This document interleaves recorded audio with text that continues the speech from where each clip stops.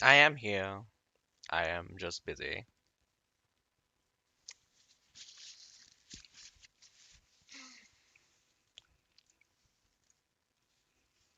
You know.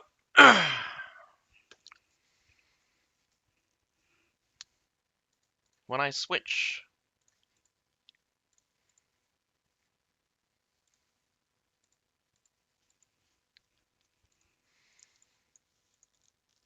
Having a conversation about the benefits of the shield versus not having a shield.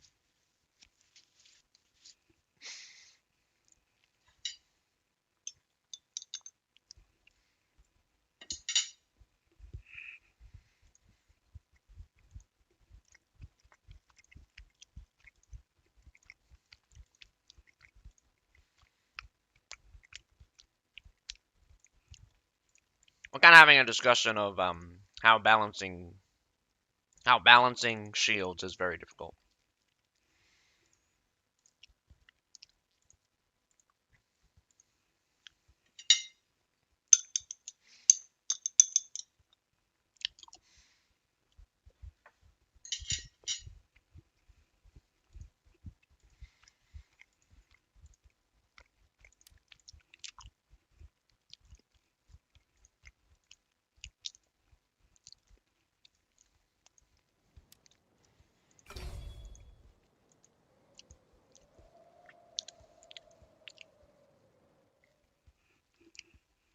Simply put, right now, if we take example of stalwarts, as a brace style unit, pike units, like other pikemen, like would need to do twice as much damage.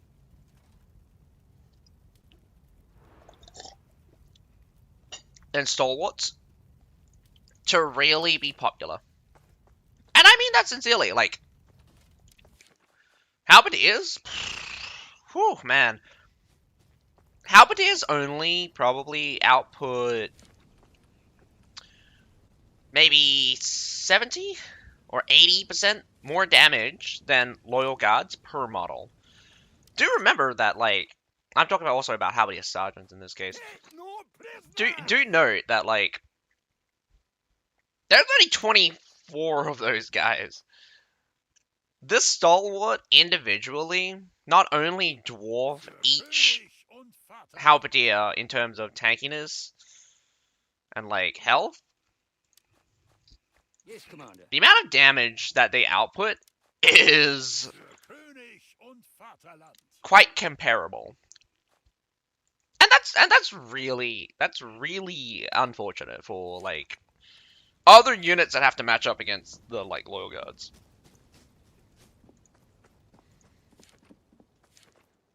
But I mean, like, you just get that sometimes. Oh man, do we have tier 5s yet? No, tier 5s not this week. Alright. I'm almost finished with the camels. I am tempted to just pay out the rest of it.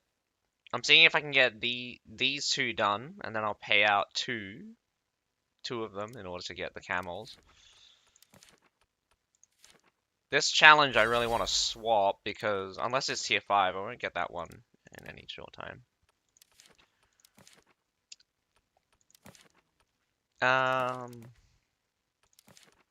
Yeah. Surround the bandits. Alrighty. Book. Ah, okay. One of these. 2, 3, 4, 5. I'm almost running out of these. Surprising.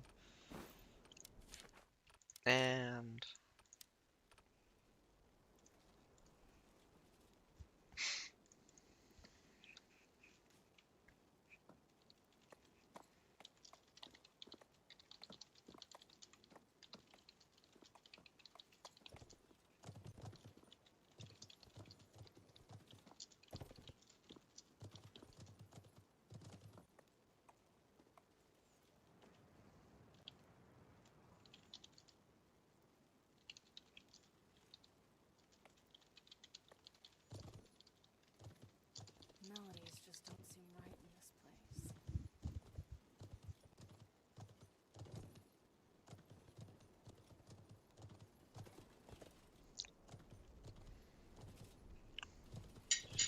Talking about buffs and nerfs, I mean, like, has anyone really used the buffed up Murmelones? Oh, yeah. Are fucking insane. Actually insane.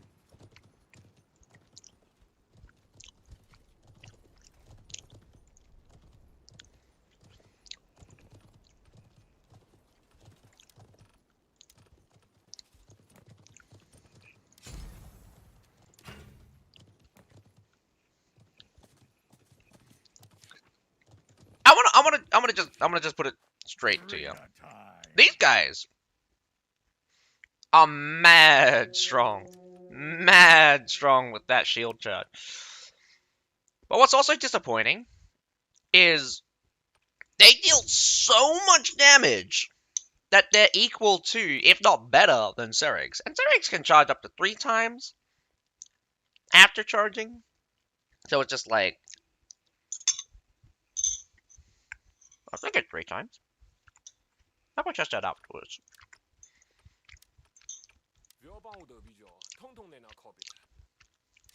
But I'm at a point where I'm just super skeptical of how the developers look at units and say this needs a buff.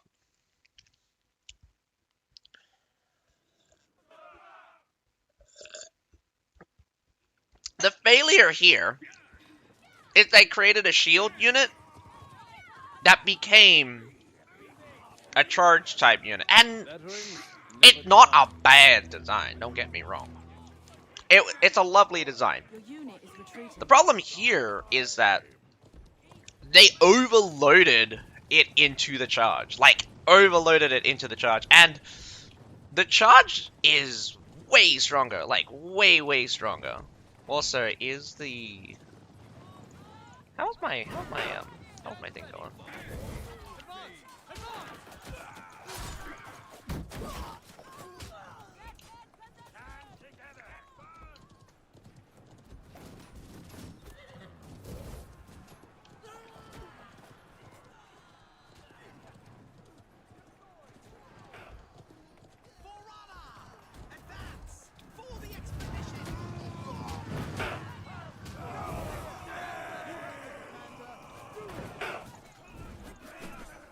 Man, there is a lot of things that is happening right now, and I'm hoping my thing is holding.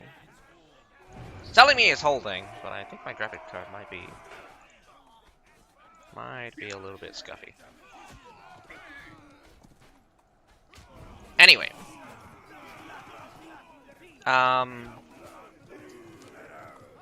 To simply explain, it's just very strange that the developers don't realize that they kind of shot themselves in the foot by having multiple units specialize in a certain way and not doubling down into unique factors, instead doubling down into common factors. So in this case, the common factor here is the charge, and it's kind of stupid because, I mean, it was a problem when it first came out, but I never really saw it as a massive issue, mainly because it's a shield type charge, and I thought it should be powerful. That was my mistake in not realizing how powerful that charge actually is. One of the detriments, I would say, about the charge is that it actually has a little bit of hit prediction, which actually screws it over. The hit prediction causes lots of issues, mainly surrounding things about when they contact with the, how to say, units. So they will start the animation just before they contact, and that will sometimes lead into overkill. Overkilling is like when your units aim at a unit and then it dies, like getting hit by the first 2 people. It's just very difficult once you're in a in that situation where you're overkilling, and you can do nothing about that.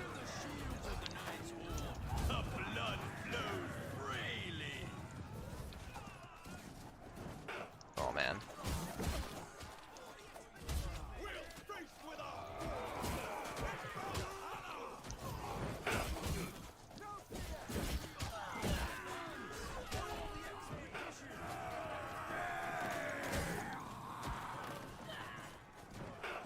Here comes another pile.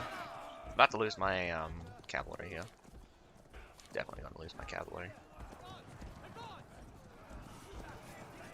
These. I kind of needed to come onto the side here.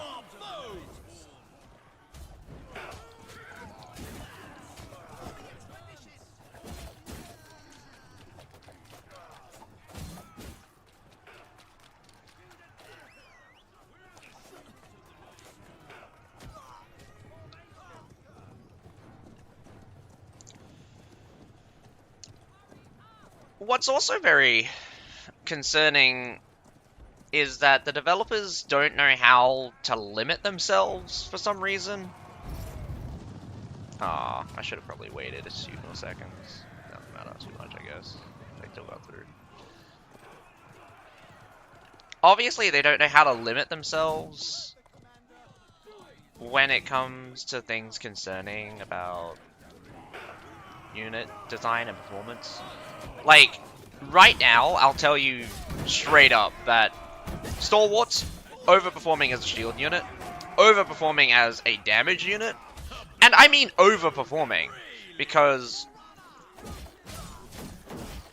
in all practicality, like, even though Halberdiers output probably 80% more damage than a Stalwart, a Stalwart is almost 3 times tankier because of how shields work in this game. A Stalwart is practically infinitely tankier, realistically. That'll be 2 rations. There's sometimes no contest in which one you want to bring, because you want to bring the unit that does damage and can hold their ground. So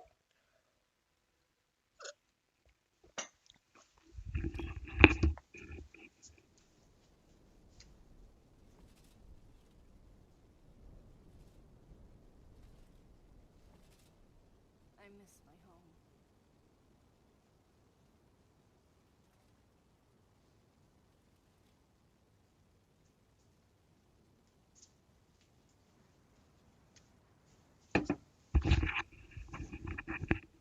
I mean, I've always been the person. I said this when they first came out. The only reason they would ever have to nerf Stalwarts is because other units,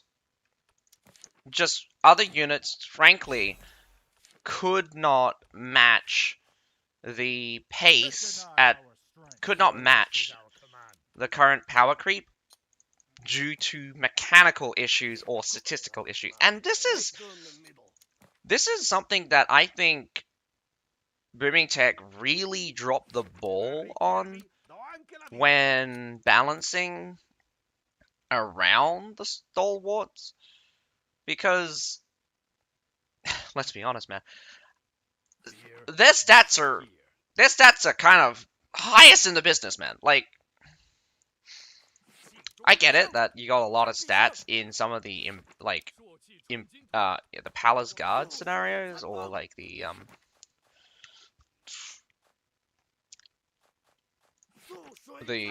Imperial series has quite a lot of stats.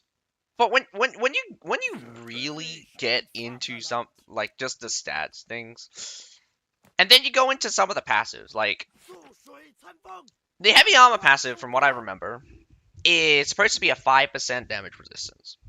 This 5% damage resistance applies for most things, mostly melee and range. This doesn't apply for, like, siege damage or other things.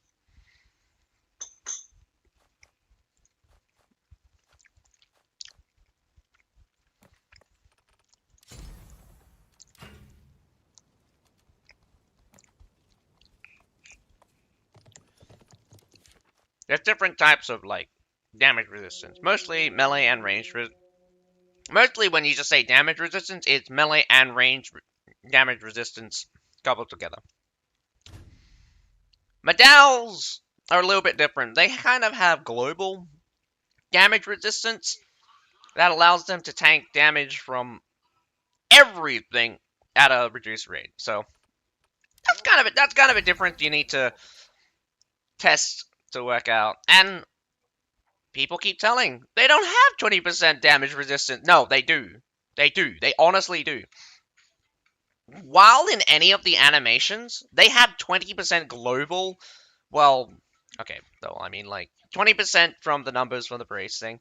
But they have damage resistance while they're using any skill for range, that is.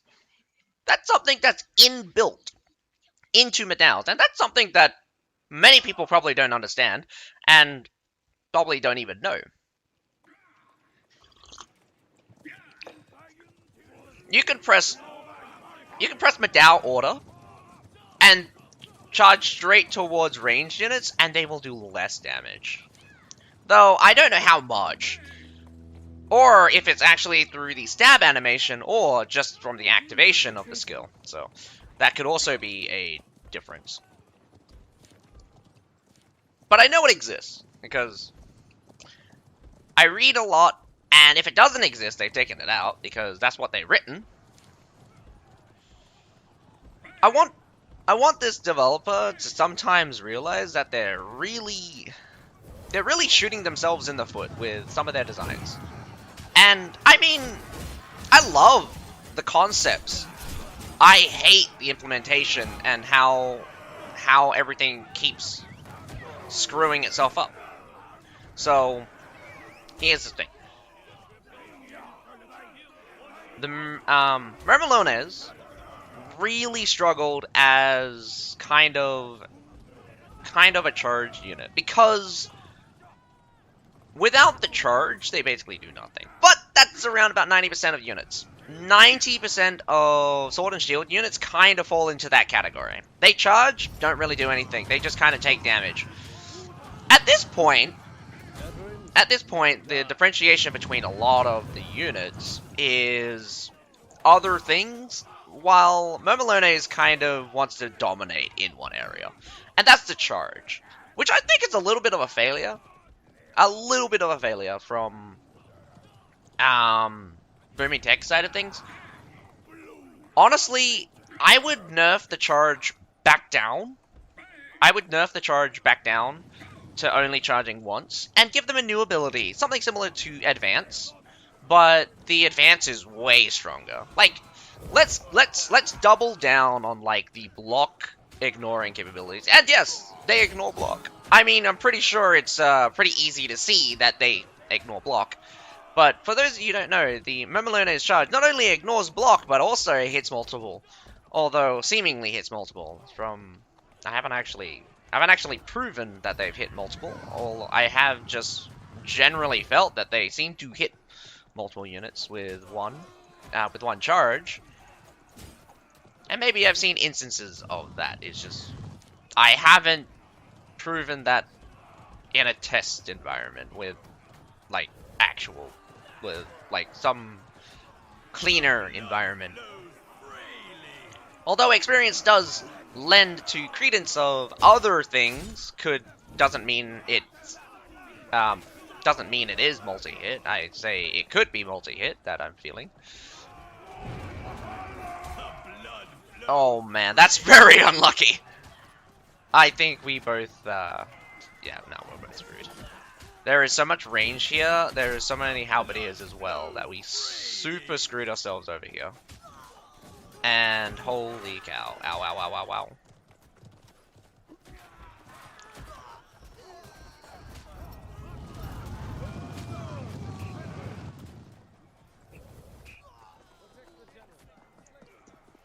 Spears at the ready, we ride. I want to know... I want to talk to the developers. I want to tell them... I want to tell them a lot of things. I want to tell them... I'm a basic bachelor's. I'm not even a bachelor's. I did not even finish game I did not even finish a bachelor's in game design. Like, not officially. I actually got a bachelor's in not data analysis, business analysis. Although I could probably do the same thing. Data analysis can just be a whole bunch of things, but business analysis covers a whole range of things. I was originally doing game programming, kind of side off doing with game design.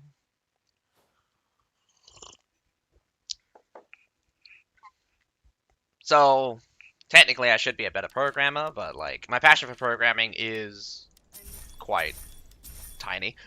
So I'm not actually a good programmer. Also, probably my knowledge right now is probably super outdated already.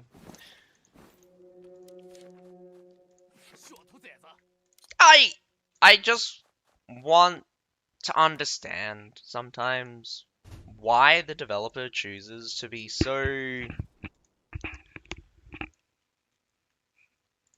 erratic in some cases.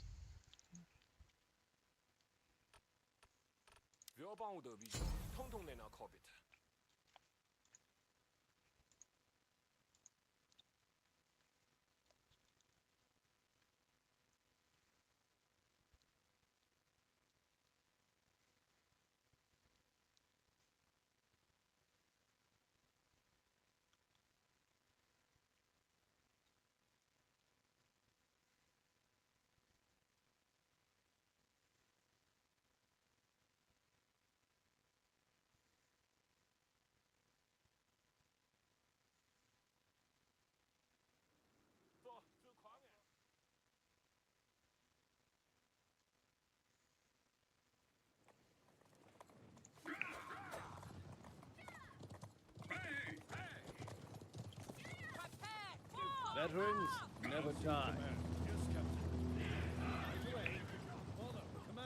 Your unit is retreating.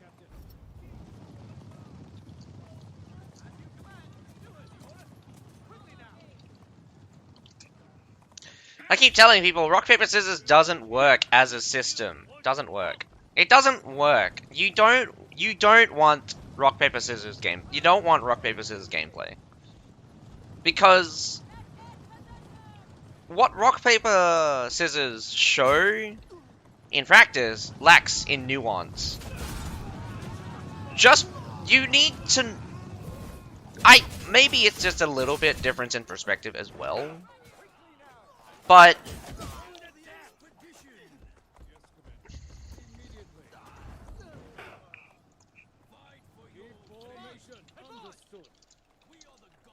doesn't work for it doesn't work for CB. Like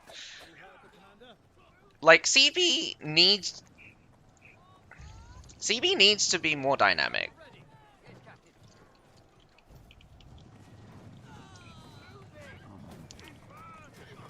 And you don't get that by limiting the design of the units. And this is also a problem of just unit design also going crazy a bit.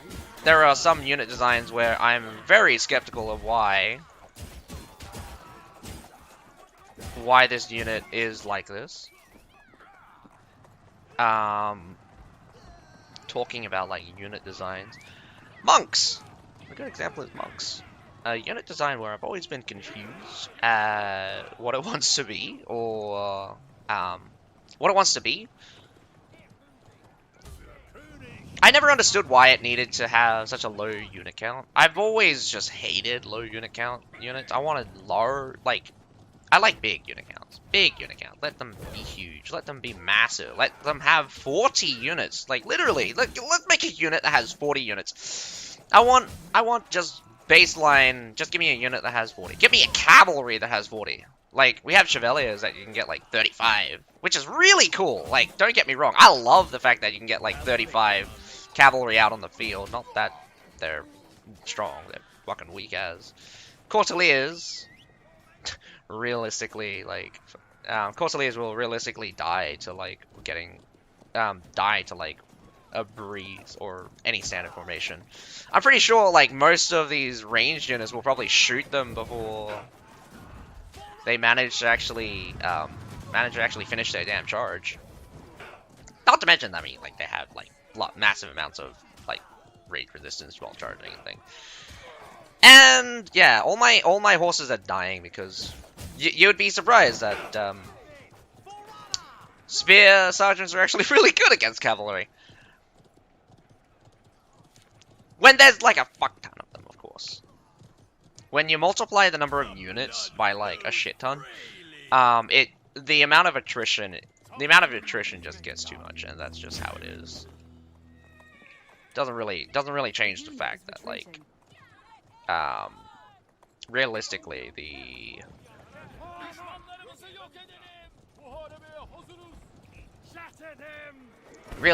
like the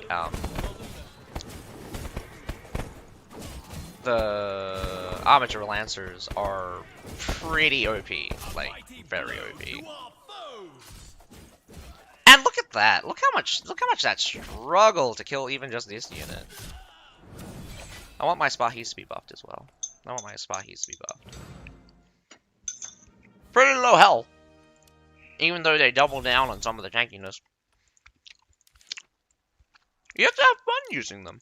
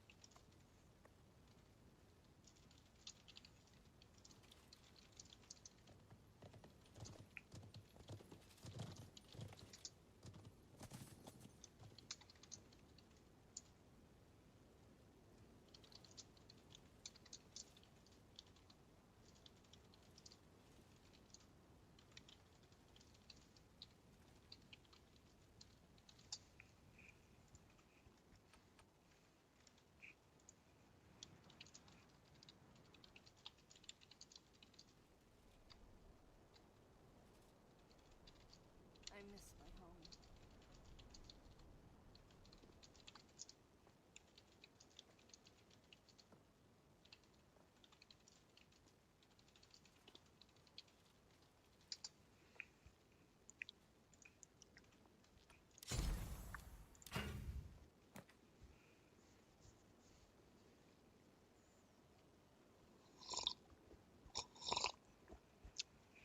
The soul melodies just don't seem to bring out this magic.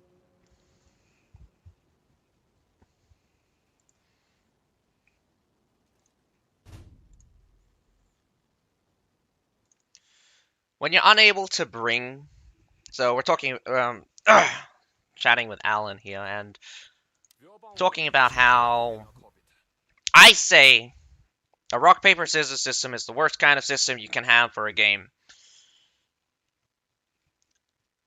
I think he told me that it for CB that's true. That's not a really good system, and I don't like the rock paper scissors system mainly because you make it too much of a hard counter, and then you start getting a lot of issues because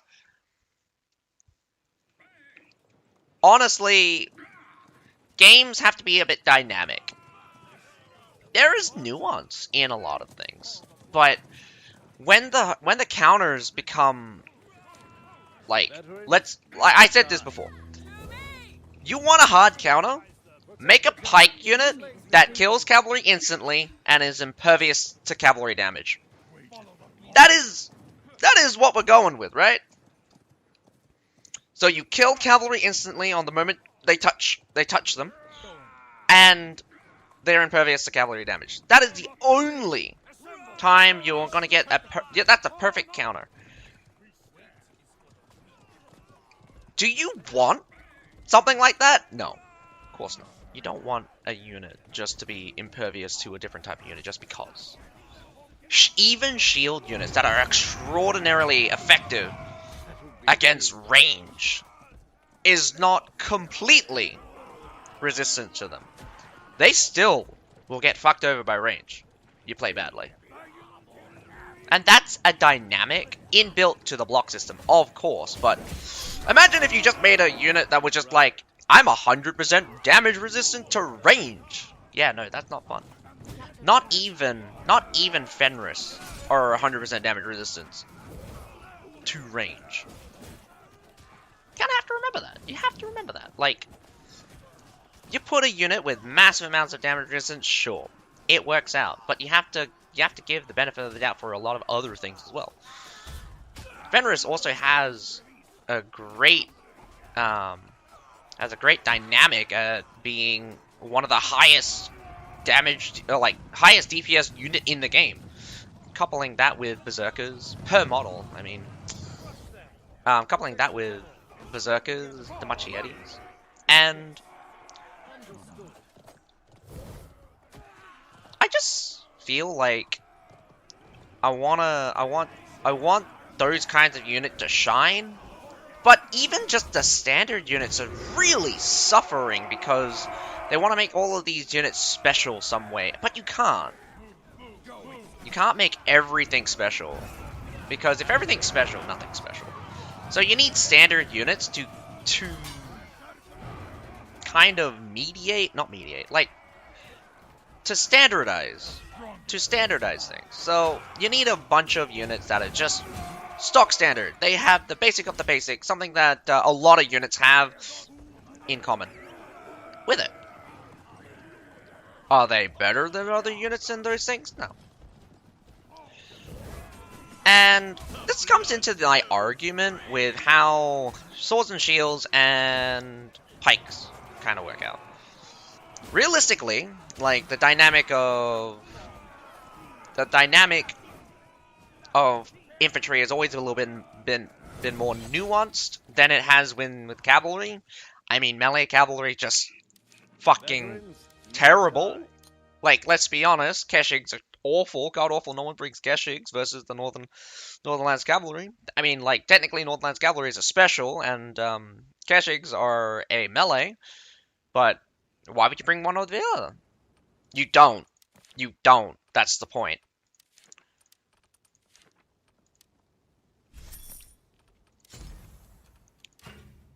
It's very hard. I get it. Design-wise. You'll never be in a situation where you'll get everything right. There's going to be a unit left behind. There's going to be a unit that just does, like, no matter what you do, it feels like you can't do anything for it. You can, if you have a plan. There's so many things to balance. The developers are doing it too slow. There is so many things they can do, but they refuse to do. Or not refuse to do, but they choose not to do it. So it's not like they didn't choose to do it that way. They just chose to do it a different way.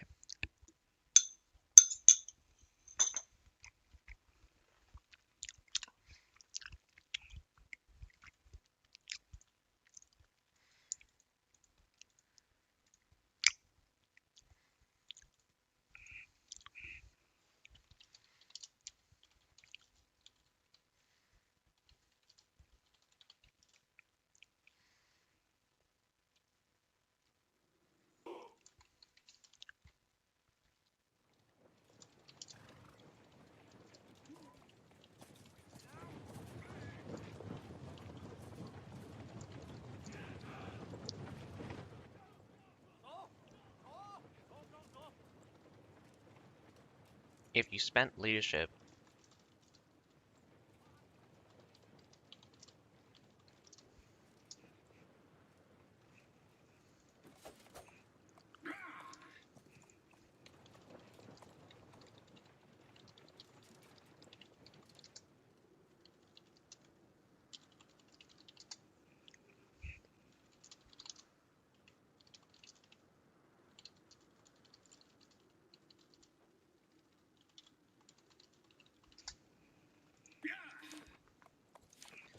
a little bit of monotony.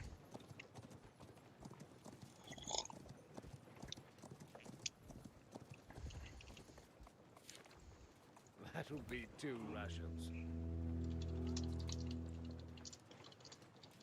Your unit is retreating. So here, an idea for CB is to have the unit selection be a little bit more flexible. So the idea is to have leadership be a resource that you have in game instead of for your warband, and you use that leadership in order to bring units. You can swap that unit for any unit in your barracks, depending on how much leadership cost you have left. And you can obviously bring out the unit that you brought with you. So, removing the pre-selection for the warband and allowing for a little bit more dynamic selection in the game might help with some situations where you're just like, oh man, if I had this unit, I could totally bust it. Yeah. Captured a point. It allows for a little bit more freedom, but you'd end up with pre-selecting anyway, which you kind of want to just accept that that's a fact, that like there is no way to go about this without just ending up with the same problem we have now. It's just more of a mitigation factor, but it's just very, very difficult to really get right in a fashion that just makes sense.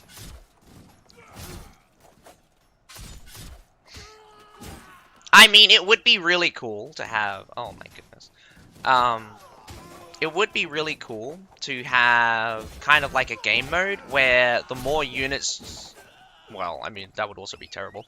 But like, example, the more units you kill, the more leadership you get, so you can bring in more units. Or you just get more units in general. I mean, like, that's kind of what's happening in the roulette style things we're getting right now. I love the randomness because I don't have a choice in bringing... I don't have a choice in what unit to bring. I just get given a unit and you're told, deal with it. Sometimes you want to take away the choice in order to increase the fun factor. But you also want to make it so that every single choice has benefits. Because obviously, if units are literally useless, if people feel like these units are literally useless and cannot do anything, then what's the point of having them? That's also very good to note that Roulette really showed you how strong some unused units can be against generally mostly other unused units. And oh man, how it is gonna suck! A mighty blow to our foes!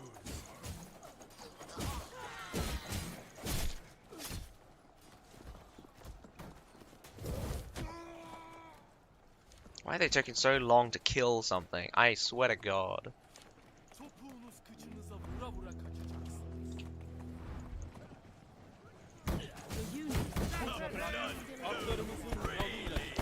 Look how low this damage is. Like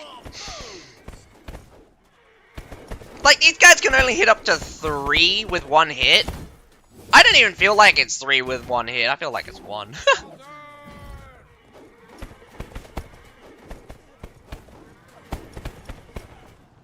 They at least do more damage in some occasions.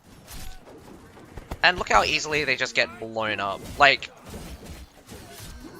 look how weak they are when getting shot by range here. You look at Tundra humans, they took way more damage than these guys.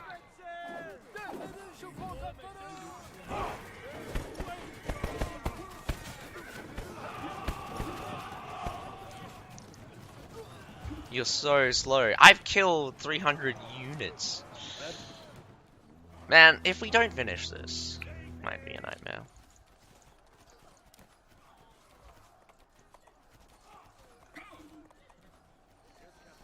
Keep formation. Keep formation. Keep formation. Ready. Fight.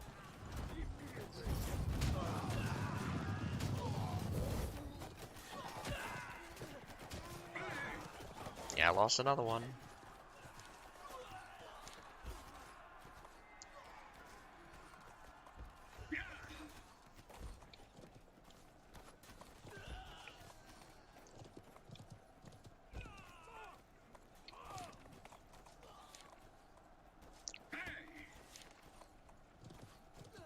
Generalists are the best because they're generally good. You don't want to bring units that are not good.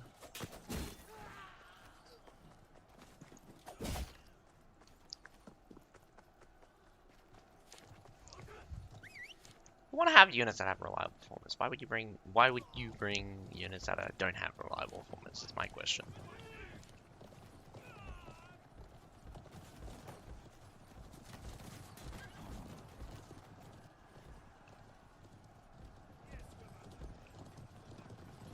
Fuck's sake, that's still how it is.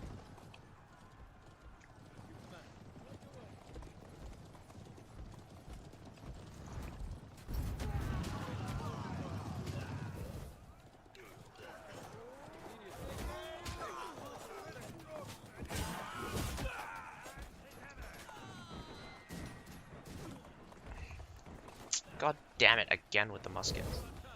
I know these guys are on like a respawn and stuff, but they really need to shove off sometimes.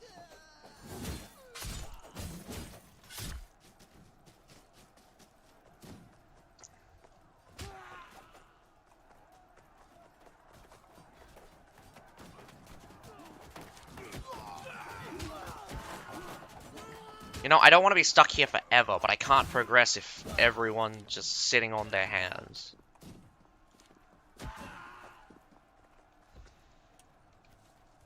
Frankly, my, like, Tundra humans are not exactly... I don't want to just shove them in and just have them die. They're not exactly strong enough to clear this by themselves. Although, I mean, like, practically I've cleared this by myself. Although, I'm just really abusing other people just to...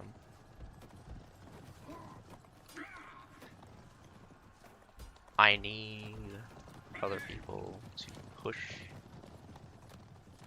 I'm just gonna wait.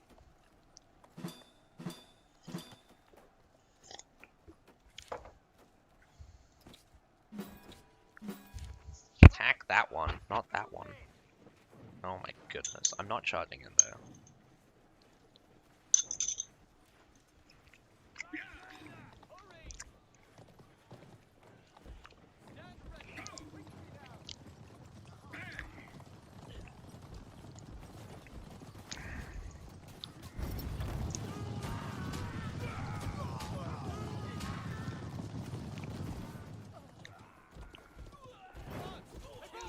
The blood flows freely. No fear. To victory. Follow me. As you command. Walk close order.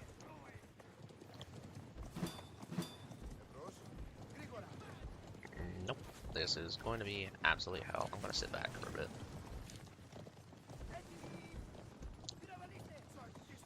Oh man, because we have one guy that's sitting outside doing absolutely nothing.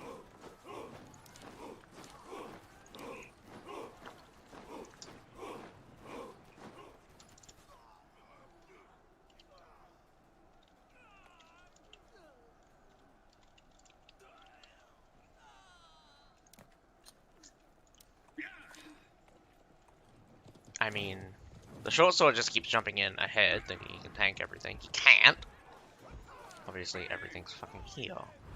Christ, and I don't even have a good charge. Oh, man. I do not have another unit after this. Spear soldiers are not exactly one hit dead. Although I can kill the whole thing with taking minimal losses, but when I'm fighting multiple units... Actually, no, that was my fault. Probably should have went with them. Oh, god damn it.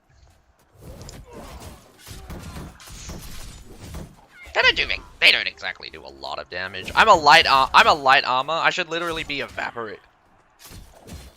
literally evaporating. Well, should be, but I'm not. Newer units do like 2k, like damage wise. This will hurt though. Yeah, as you can see, quite accurate, Your unit to say the least. The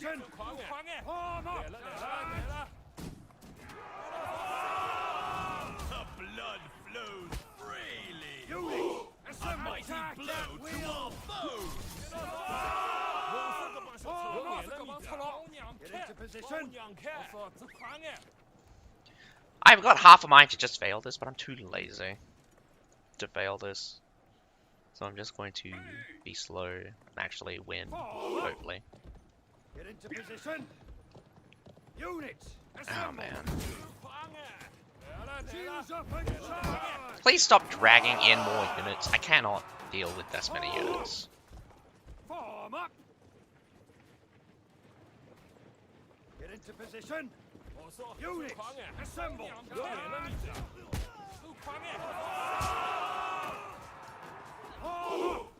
I like how these guys stack up badly, because they're predicting running into their own guys. Which is something that some units don't have, apparently. Like, you see, they'll run in, and they'll stop on units that have already charged. I think these guys don't attack.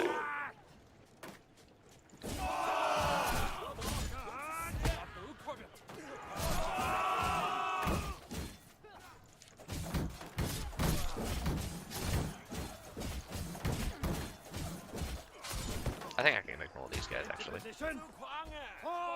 If I can get out, that is. Get me out. Units. Assemble. Get into The position. blood flows freely. Form up. Alright, just... Units. Assemble. God damn it. Get into position. Form up. Form up. Form up. Oh my god, there's so many how fucking it is. Assemble. Get into position. Shields up and charge. And I'm gonna miss! Christ. Form up. Keep up. The blood flows freely. Form up. Get into position. Charge. You actually have to kill all the halberdiers. Christ. Halberdiers are just gonna kill me as well. This is why... I mean, like... You could just... You could work together sometimes. Instead of everyone just doing their own thing. I get it, you want to bring archers and stuff. You want to level those up. Can you please not AFK at the very least? Just fucking unhelpful. Very unhelpful. I mean, I'd totally love it if I just brought my regular tier 5 unit. I can't though. Hello, how are you doing? Now my serfs are getting in on the action. At least it's better than nothing. Probably slowly kill things. And this is funny, like, halberdiers only do like 1,000 damage to me, just basic attack. But in phalanx they do like 2300. I'm doing okay. I'm doing okay. I'm kind of sad though that I'm failing at doing these things. I'm like trying to finish my bandits, but I get this. I want to cry.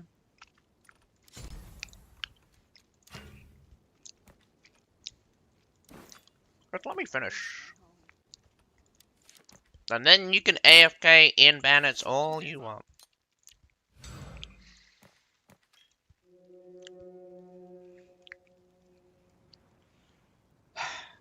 I'm frustrated. I'm back to being a grumpy old I'm back to being a grumpy player that thinks my game is shit.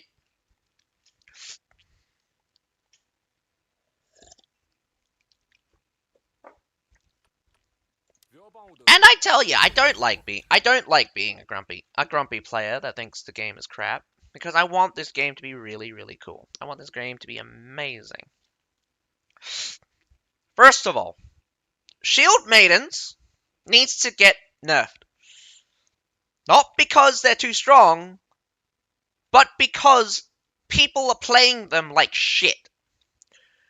And don't get me wrong, I hate the fact that Shield Maidens have never really gotten the time to shine. They are shining right now. Okay, take that back. I want them nerfed because they are strong. They are too strong. They're strong for the worst reasons, for the wrong reasons. So let me explain very simply. Did you know Shield Maidens roughly do around about 1700 damage while in sword mode? And get this. They can get bonus, 30% bonus penetration, get 300 penetration.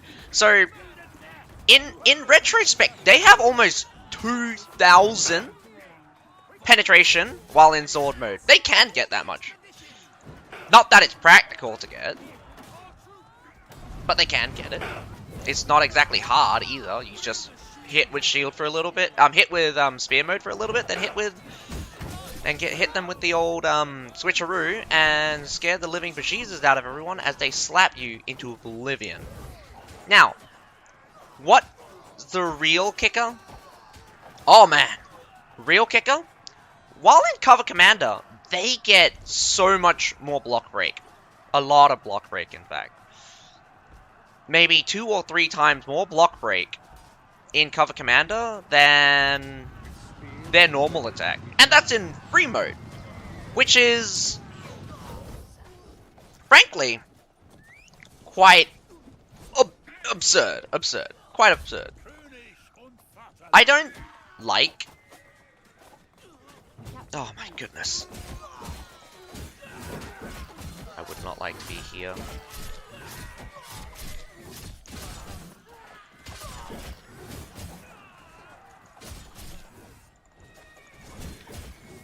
You see here, like, because the game is lagging in such a way where by the time I throw my 2 daggers and then do a spin attack, it doesn't link up properly, so my UI is faster on my side, but it keeps getting readjusted by server side. So what ends up happening is that I will use my Q, throw my 2 daggers, it will hit, let me reset my Q, jump, but then it will either cancel my Q or let it go through, and then for some reason I'll hit the daggers.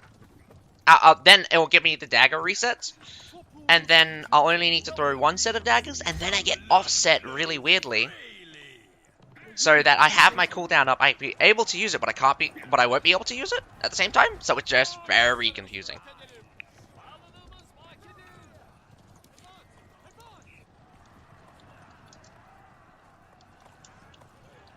I'm just sick of bots. Just really sick of bots. I mean, like, I only saw 2 today, but Jesus Christ, is like too many.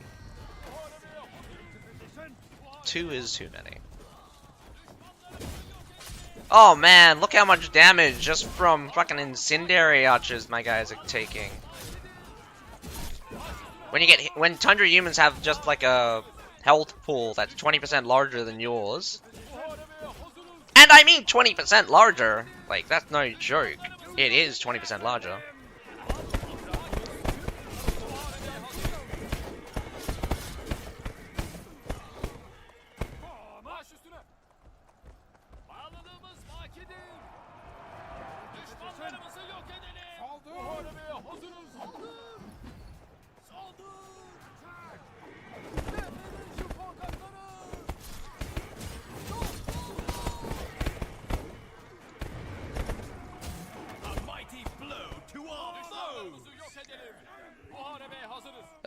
Man. I hate a lot of changes on the point that these changes are not the right direction. The Murmillones change. I love the fact that Murmillones are being used now because they're just so damn powerful, but man, it's that power creep that's getting to me. It's just not what it should be. I don't want Murmillones to be the best charger just because of reason. I want them to be the best charger because they're designed as such, but no, they're the best charger because of reasons. Well, actually, no. They probably am designed to be the best charger, but it's just dumb why they're the best charger. Like, get this. In the current state, Murmillones does, like, is more effective at breaking formations than Iron Reapers. Get that. That is hilarious. That'll be 2 rations. May not deal as much damage as Iron Reapers. Might not be able to pull up that, like, and completely shut out, like, completely kill an entire unit with one charge. But Murmillones can definitely devastate a shield unit, and I mean devastate. A loyal guard in turtle formation will get half of it will die. The front half will die. In the Bastion Advance, okay, so they called it just Advanced now. I wish it was called Bastion Advance, because I fucking hate you, my games. You fucking ruin all my good names. In their Special Advance formation, a Murmillones will crunch the center half and kill 2/3 of the unit. Like, legitimately, 2/3 of the unit would disappear. And that's not a joke of how much damage they're outputting. But once the charge is over, what do? They do nothing. They're worse than nothing, because once the charge is over, they have around about 18 seconds downtime. Something like that. And my goodness, does it feel like it's forever, because you're not doing anything otherwise, because you're just not.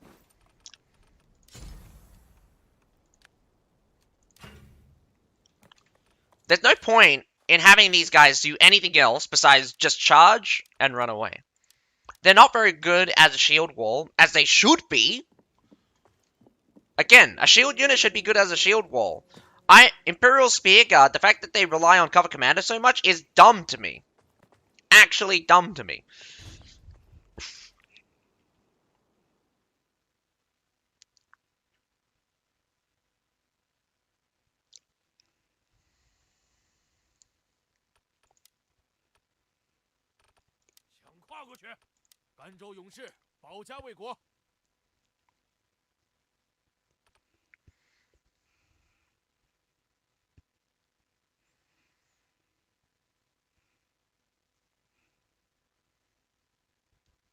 You know, I gotta stop peeling my lips.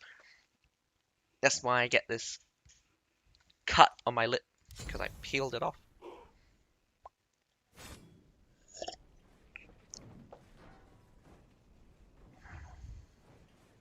I want to go talk to one of the developers.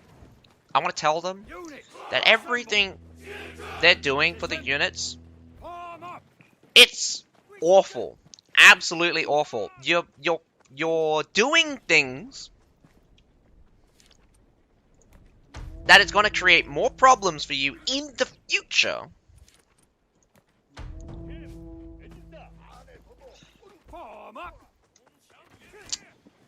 Yeah, when I don't get javelin sergeants in the first 2, I just give up.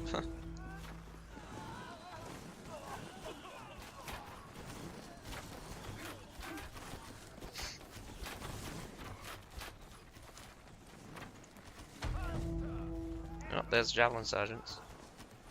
Just get rattan marksman for the last one.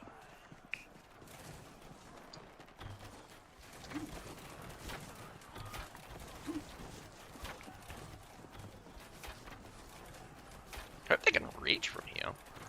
They were actually really tested. Let's see. aiming at the wrong units though.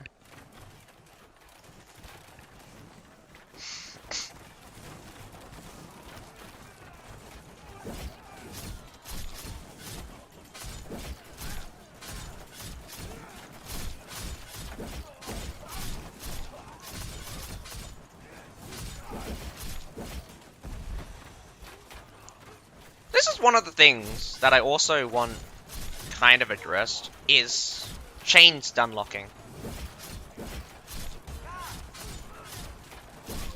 The fact that I can perpetually keep someone in this stun chain, even just units, is kind of stupid to me. Well, it's not entirely stupid, although I might actually not.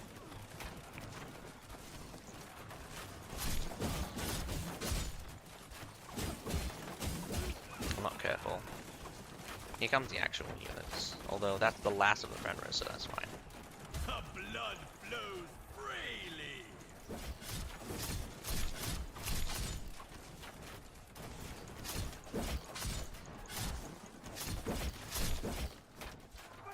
Units, assemble! Get into position! Form up! Get into position!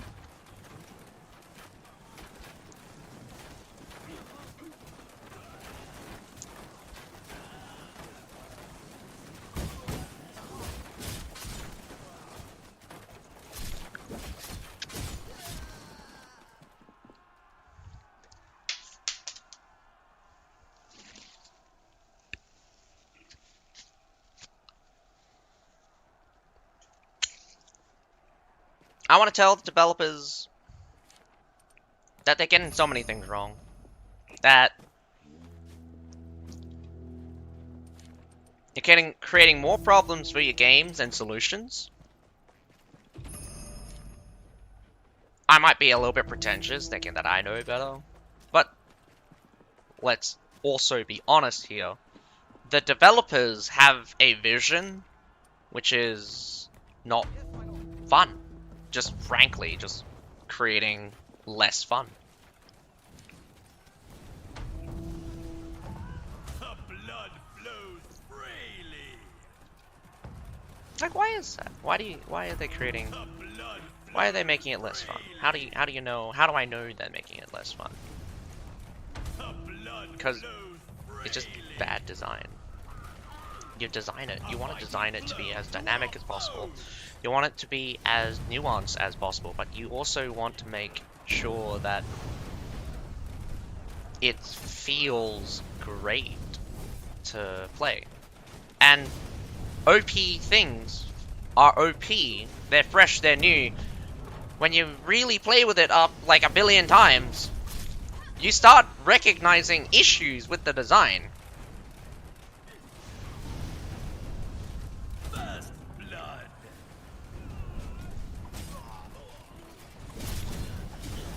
I want to just put it like a simple thing, like a simple thing. Why is it that the Medal buff, although it's extraordinarily powerful, really doesn't affect them at the higher levels? Think about that.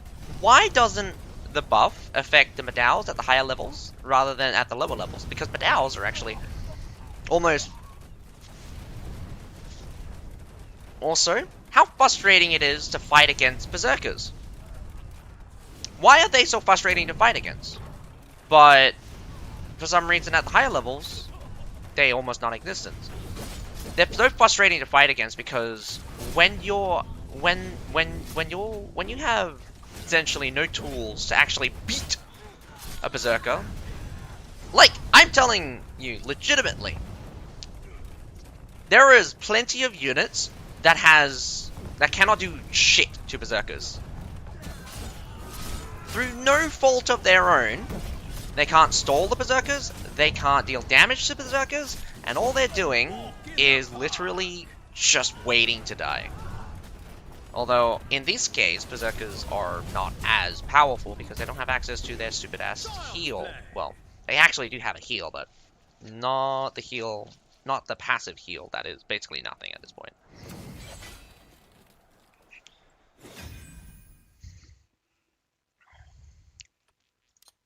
You make frustrating designs.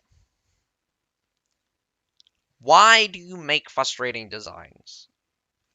Even the Varangian Guards, the Greyhair Garrisons, they're frustrating designs, but between the Varangian Guards and the Greyhair Garrisons, there's limitations which a hero can easily deal with.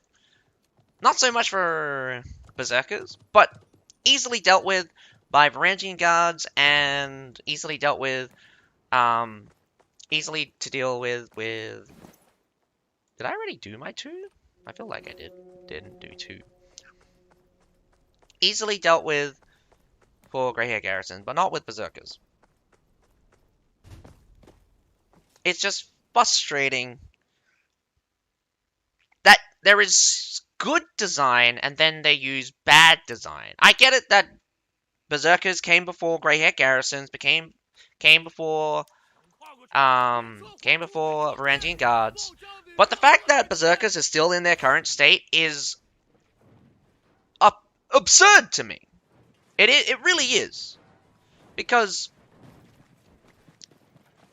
generally, I just don't see why they're so damn powerful.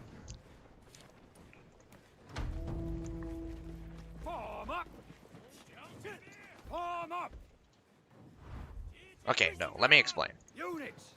I don't understand how they can keep a unit that is going to create problems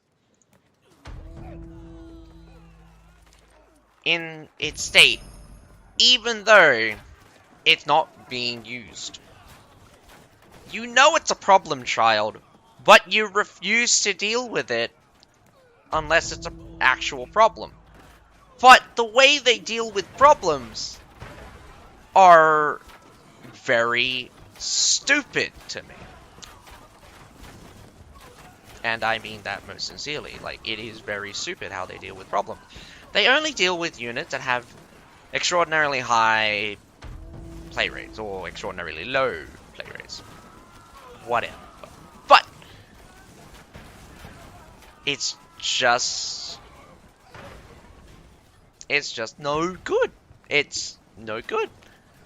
You need to deal with first the outliers. You gotta hit the nail on the head. You want to solve the primary issues, then solve for general issues. Because a lot of general issues can fix a lot of units. And I mean a lot of units. A general issue to fix probably nearly every single Sword and Shield unit is attack. The attack mode. The attack mode being the same as every other unit doesn't lend to the power of Sword and Shield units. Sword and Shield units needs to be more powerful. But not with abilities that force them to attack in super dense piles, not with charge abilities that makes them one-shot everything, because that's not intriguing. You can create units like that, but dynamically, you ran out of ideas once you create that unit. Focus on making the unit naturally stronger. Then create units that have gimmicks. You want to create a very distinct baseline that makes everything seem like it just fits together. Get into position.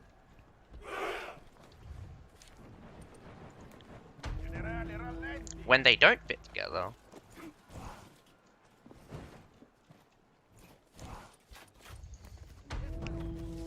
man. I want to say,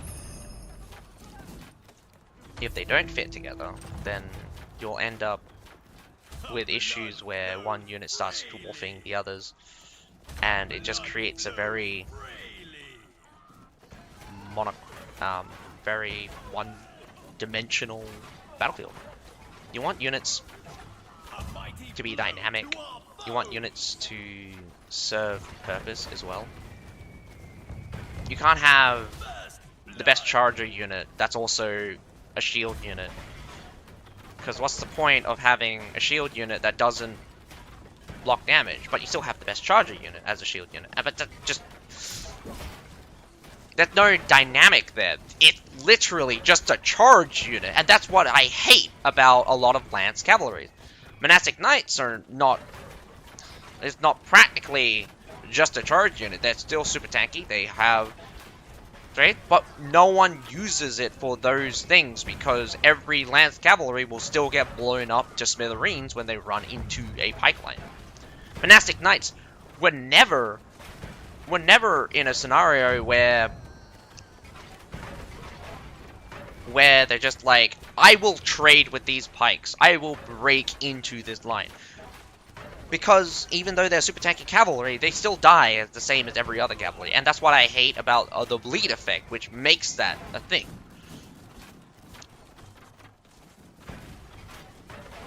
This is why I really just dislike some of the scissors, paper, rocks.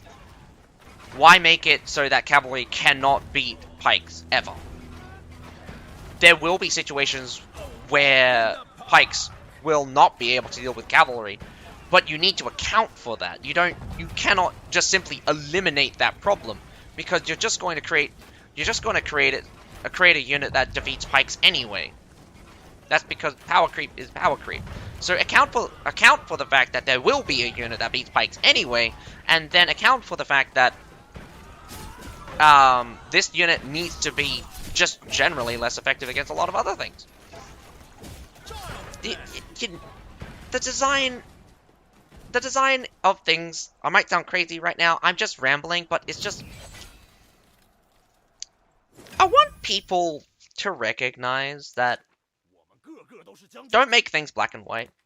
Don't make it so that this unit beats that unit, or make it that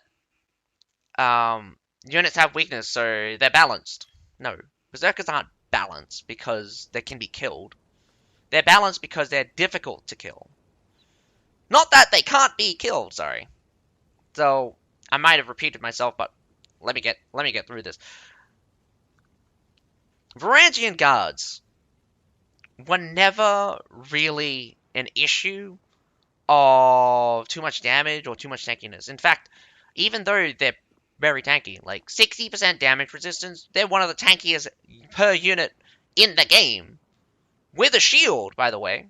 That was before the buff to the Imperial Spear Guard, which are now literally the tankiest unit with like over 60% damage resistance. And yes, that sounds as ridiculous as it sounds. It is over 60% damage resistance. I think it's somewhere in the range of some ass bullshit of like 70 or maybe 75% damage resistance. Not as insane as that one time where Berserkers were 100% damage resistance while berserking because someone forgot to put a negative in front of that stupid damage taken thing. Or it was just originally designed that way and they didn't fucking test anything, because who the hell tests? Us, the players. We test. We know what's wrong. I can read it on paper and I can tell you what's wrong. What's strong, sorry, not what's wrong. Oh, man.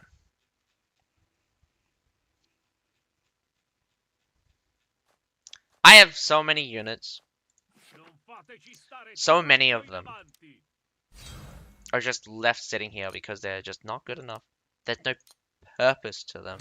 There's no dynamic reason of why you should be bringing these. Like, Jesus Christ, Pavis will never again see the light of day. These guys are constantly getting buffed, but it's just not enough.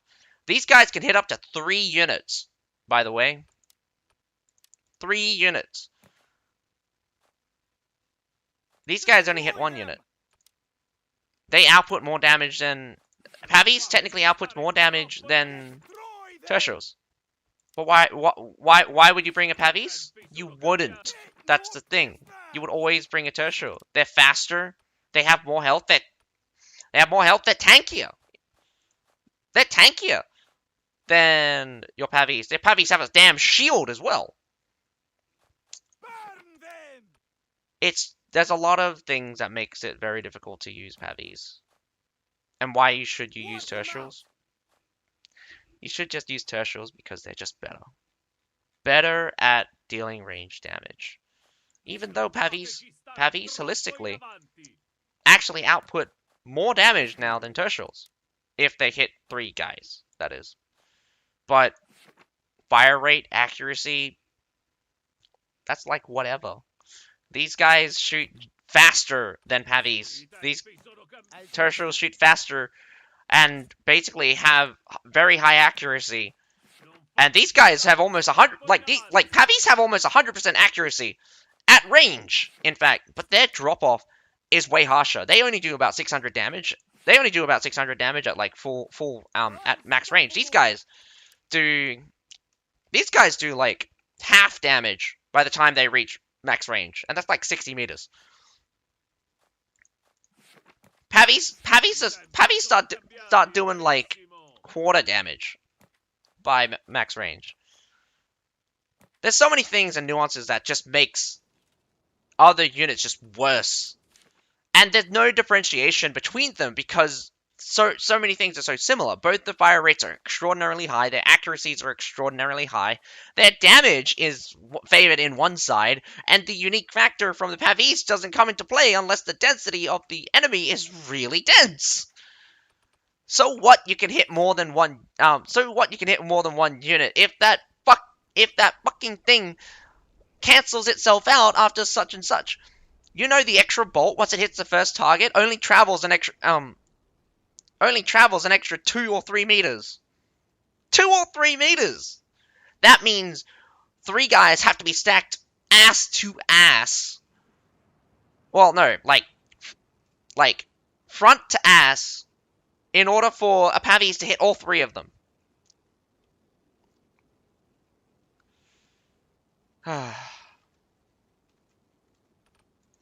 The number of cases that does happen in really, really, really dense piles, it happens sometimes. But the rate that it happens is not high enough. Just frankly not high enough, because you do not see that in practice. Like, you do not see that performance in practice. Alright, so I'm going to do a little bit of fusion now. I did get pretty high on the board here.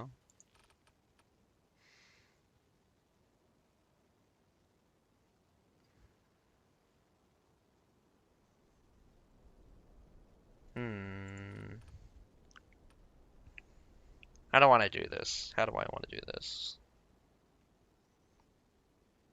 300. I need to get to 300, so I need to get 7. 7 multiplied by 8. 56. I can't do that. Can't do that.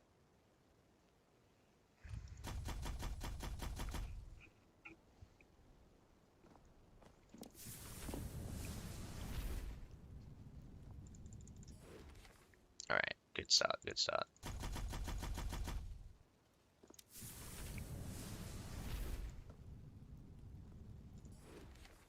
Alright, bad start. Don't scuff me every single time, please.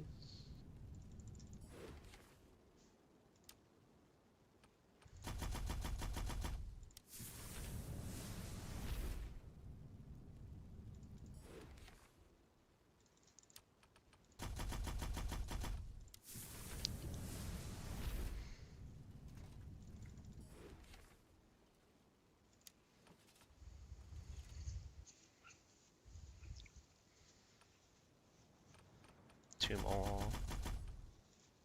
And then I just scuff up the last one.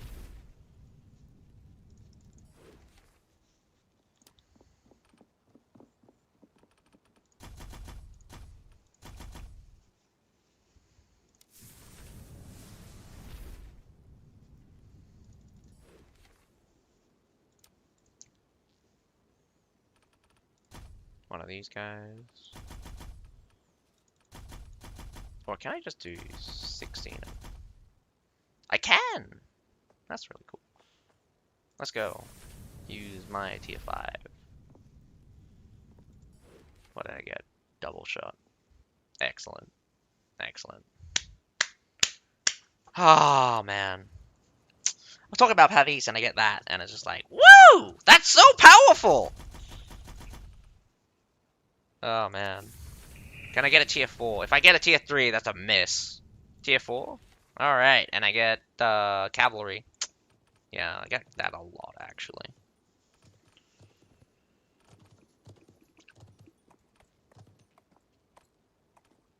Stun Embrace is actually very useful. It's one of the few things that you don't actually get very often. Do I want to make... Yeah, alright. I actually do not have, like, doing it like that is really dumb. Anyway, so I got 2 new ones. I got the good old double shot, a swift double shot, so that's 12% extra fire rate. I'll be back in a second.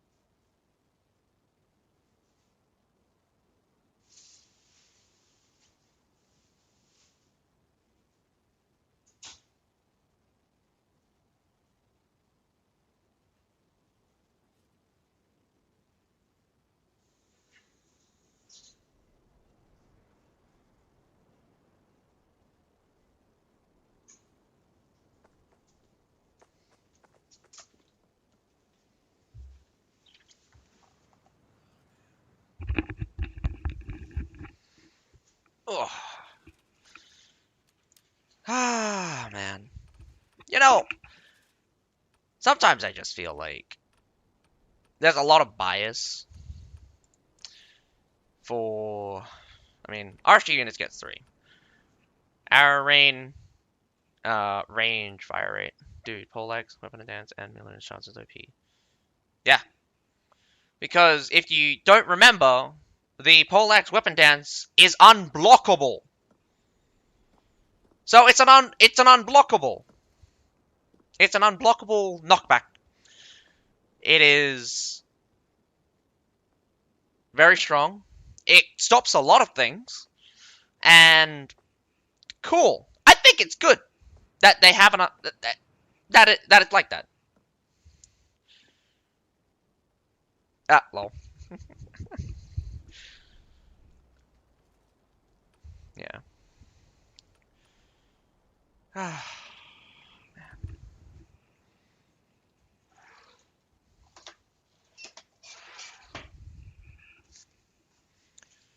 More ammo penetration.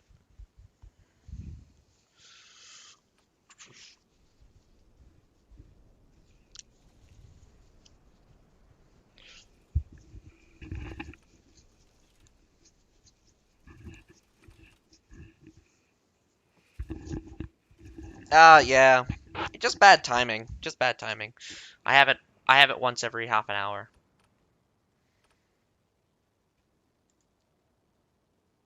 So hopefully that's ended, but it looks of it. Yes! Weapon Dance is OP. Well, it's not it's not OP. It's an unblockable knockback. And I mean unblockable, and it's unblockable attacks are very effective against shield units. And that's just how it is. Like a mechanic that it literally ignores your one mechanic. Yeah, it's going to be very OP.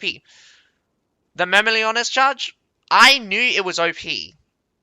I knew it was OP the moment I used it.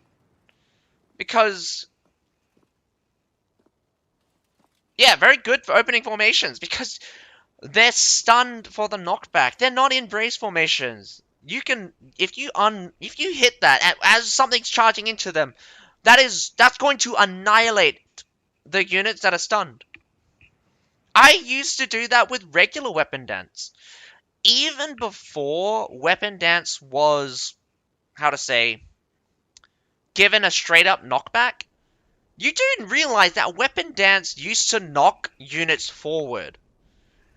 It used to knock, it's a type of daze. It was a type of daze where you get knocked forward. Units, people only started using Weapon Dance now because they increased the radius. It's larger than Heat of Battle. The knockback on Heat of Battle, it's larger than that. It's also a debuff. So, Heat of Battle and Weapon Dance basically do the exact same thing. Basically. Just different. They debuff the enemy to deal less damage, instead you take less damage. Crazy, I know. Crazy, I know. Memeleonis. I was talking about this earlier. I hate that they were changed like this, but I love that they're effective right now, and it's just... Oh yeah, before the radius... Yeah, that healing thing? 20% heal, I'm now a longsword. Why do I need to... Oh, I didn't even use... It's even more hilarious, because...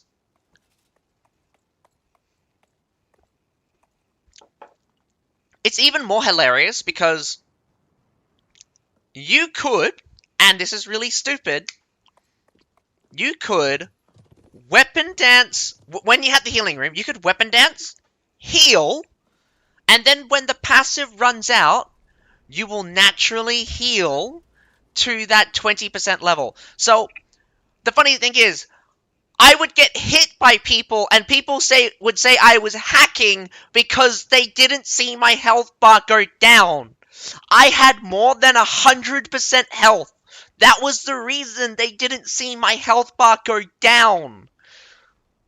And it was just a funny thing I used to do. Because I knew how it worked. Other people didn't. And it was really funny. I keep slapping in wall fights with Memeleonis and Weapon Dance. Haven't lost a head-on fight. That's the thing. Memeleonis has the best charge. It has the best charge. In Tier 4, there is no charge that is better than Memeleonis in the infantry pile. Huskarls do not do the amount of power coming out from Memeleonis. Damage-wise, Huskarls are not even that high. Like, Huskarls... Trust me, they do a lot of damage to a lot of units, but Memeleonis has multi-hit, has unblockable, and they do it twice. Huskarls, 2 charges together, probably equal out, but they're not unblockable, so they keep getting blocked up by shield units. How does the form-up work they do after they use charge? theoretically, they're supposed to be kind of CC immune. They create a special formation, but generally the spot where they do the form up is kind of calculated from it to be the center of the unit. So, yeah. How does it work? It's like as if someone pressed X on them after they finish charging. That's it. That's just how it works. It's more powerful than it's better. It's a better formation than turtle formation. I actually hate their regular turtle formation. It's actually fucking awful.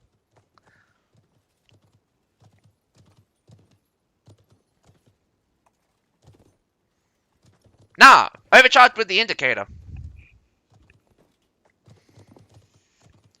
Well, sort of. Yeah. Okay. Yeah. Actually, don't do that. Don't overcharge with the indicator. So. You never actually want to overcharge because you could screw yourself over. In retrospect, you should actually just run them out the moment they do the second charge. Don't even let them form up. Their form up is really shit. Like, I'll show you an example of overshooting the charge.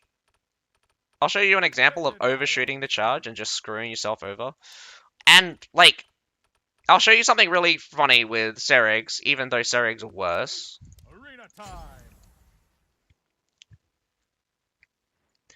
Stella, I'm about to hit you! The next time someone says, just because a unit loses to another unit that makes them balance, I'm going to ban you. I'm going to ban you because of that bad opinion. I am offended by your opinion. How long have you been watching my stream and watching me complain how people think that units are balanced because reasons? Jesus Christ. So, if you fuck up the charge, the second charge kind of saves you here because they kind of do a second charge walking towards the enemy, and then they'll form up to sort of be in the center of where all the units are. So, overshooting the charge is not exactly terrible. Now, since it's kind of been adjusted to have that. And yes, it's kind of hilarious how low my charge is. It's only 16 seconds. If I do long distance charge, I can basically charge again by the time they're finished. So, this is a case of super overshooting. And they'll run back.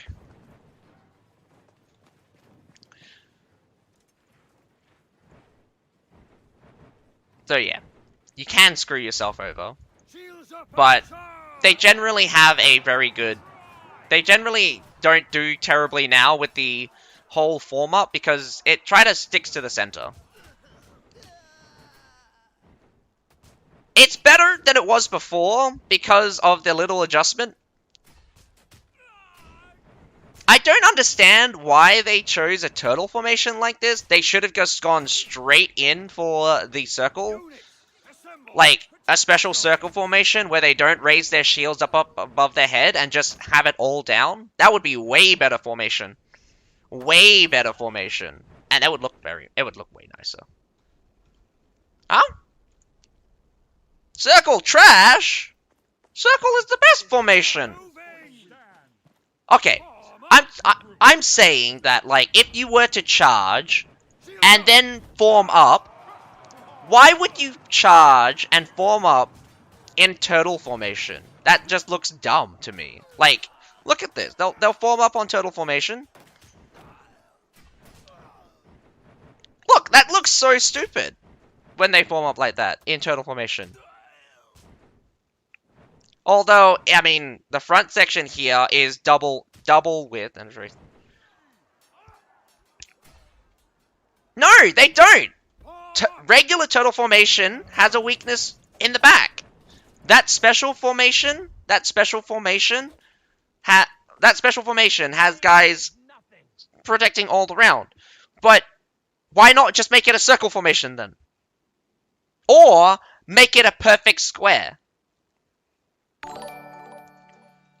No, man. Look. I'ma stab them! I'ma stab them in the back! Hi, Wolf Deeds. Evening, New Lexicon. When have you seen... Okay, this turtle formation... Okay, it's a little bit different, but this turtle formation... Sure. They protect front, and they protect the back. It looks dumb, though. It looks dumb, because... Why are these guys in the center shifting up their shields? Why are these guys looking in one direction? They should all be looking outwards as if they're surrounded. And that's why I say it looks dumb. Because it's a cool formation. It has... This formation, in fact, has more people able to attack than any other formation. But get rid of these 4 guys. Have two of each face the sides, and that will be an even better formation because every single one of them is able to attack now. Why don't they do that? Or, and again, like, I love circle formation. Make it a circle formation. Don't have these guys raise their shields instead, or have all of them face outwards and able to attack. Why don't they do this? It's a little bit nonsensical to me. It's a little bit nonsensical. Alright, I was going to show you Cerex as well. Overshooting with these guys is not a problem, because they naturally will either come back, or the guys that do fly off don't fuck up the formation. Like, I can shoot it into the sky here. They'll charge, hit something. The charge will eventually end. They'll hit something again. And then they'll form up. See, that guy fucking ran off to the moon. Comes back eventually. The charge naturally has an end. So they won't just charge off into the distance and cause the whole formation to walk with them. So I think it's very good. I think how they've done the form up system is better. But it's unblockable, which is the first thing. Look how hard these guys are hitting.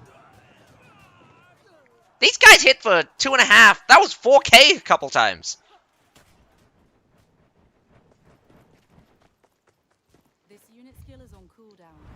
Yeah, moving.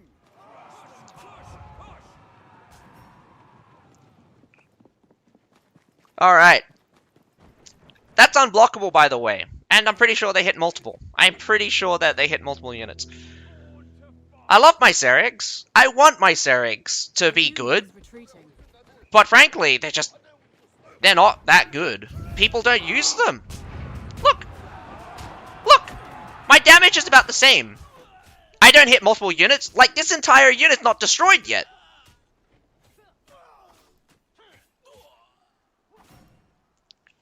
The Mermillones definitely hits more than one unit. And look how long the charge is. I have a base 45 seconds. It's short, but not as short as the Mermillones. The Mermillones has 16 seconds. I get that down to 16 seconds. And these guys have, like, fucking equal performance in charge. Equal performance in charge. Even worse than that. It's just fucking damn it, man. They have one hit. They hit one unit. Trash. Trash! Yes, Cerex are trash. I don't want Cerex to be trash, but they are. Oh, man. You can do that with any unit. You fucking... Man, people were doing that with Alp Halberdiers back in the day, and you know how long that took?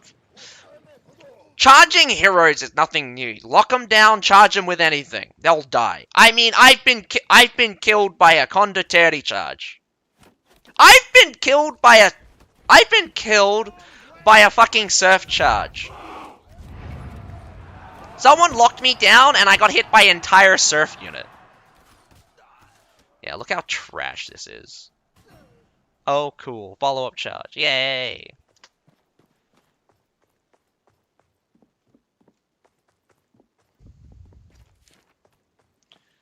The Ceregs...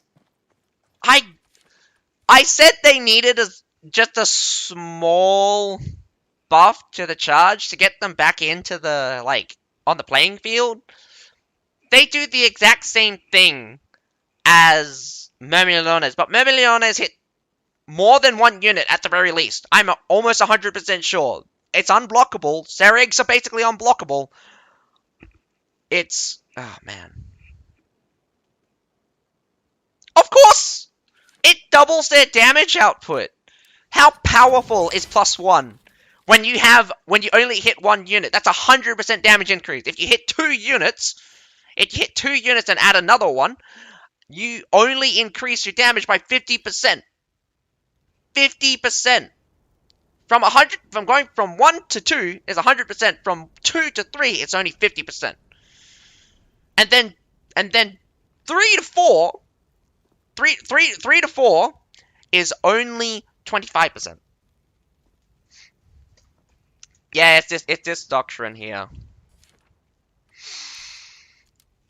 I don't think I've seen anyone have this yet. I mean, the number of tier 5 doctrines that I have is very limited. Not this one. It's the early one. This one. Cooldown, 24% increase. Charges maximum target count by 1. Wow, yeah, that'll be powerful. I killed 110 Myrmillones with Zerkers. Yes. You know why? Because Zerkers are bullshit as well. They're bullshit for different reasons. Myrmillones, if you hit the charge right, they'll die. That Berserker unit will die. Oh yeah, immune to CC, but that's not the point. Need specific counters, which are massive amounts of damage.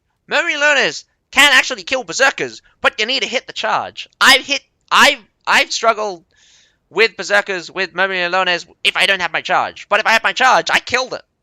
I killed a Berserker yesterday with Myrmillones charge.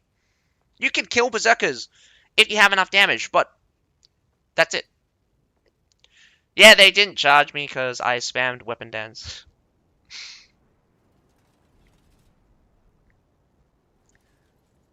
Oh, man. Also, I was talking earlier with Alan. This is actually useless. This here, this reduce damage taken while charging by 40% is actually useless. Because most of the damage they take is blocked anyway by their shield.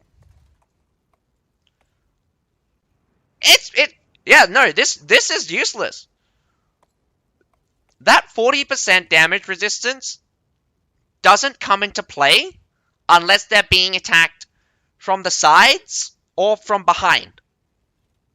Because while they're charging, they block with their shield. So, I mean, don't get me wrong. There are some units that ignore shields, but it's not like there's many of those things. Cavalry don't have a big-ass shield protecting the whole body. Cavalry just has the ginormous horse that's an easy target for everybody. That's why they need so much damage resistance, because they have paper for health. And I'm being serious about that. I'm being serious about that. They have paper for health. This is paper health. This is paper health. If they didn't have like a bajillion damage resistance, the cavalry would just disappear. Cavalry would literally just disappear, like from out of thin air, like fucking. You wouldn't even know where they're gone. Yeah, stats are weird. Stats are weird. There's a lot of hidden things. Like, did you know if you hit the horse has has a type of damage resistance. But if you hit the rider, it doesn't have that special damage resistance. If you hit the rider, you do full damage.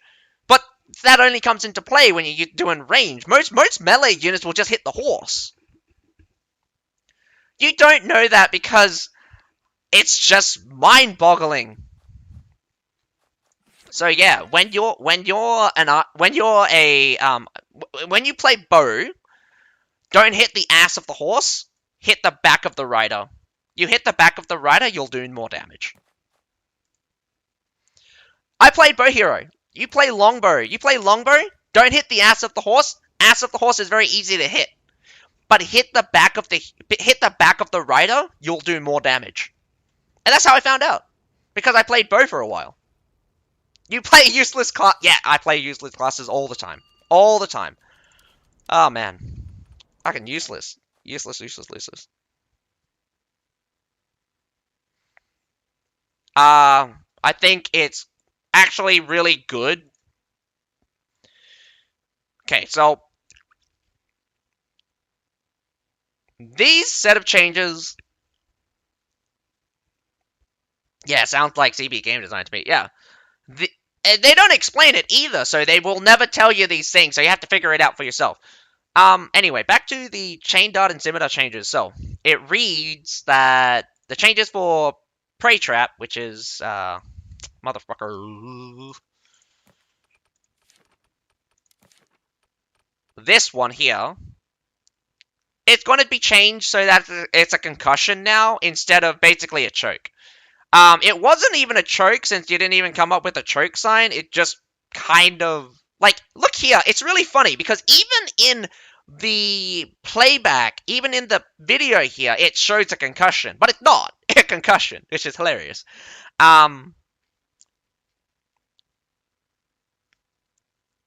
So the weirdest thing here is that not only they reduced the prey trap CC time by 0.2 to 0.8, but they reduced it slightly by almost like a whole second. So on average, it's like half a second less CC.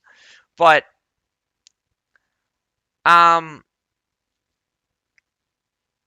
they changed it to concussion, so now people can remove it. That's a really good change. It means that getting hit with prey trap doesn't mean that there's a guaranteed follow-up. So no longer will you just be guaranteed to get hit by something afterwards. And, I mean, as long as they're not within 12 meters, from what it reads, if you're within 12 meters, they'll be able to chain an attack. If they're further away than 12 meters, they won't be able to. From what I remember, no. They changed it. Weapon dance used to be able to, but they changed it to now you can't. I think. A long time ago at some point, weapon dance used to be able to remove concussion, and that's something that's really hilarious because I also figured out that Rain of Arrows also removed concussion, which is fucking funny. This old marksman also used to remove concussion. Ever since they changed it, it doesn't remove concussion anymore, from what I remember.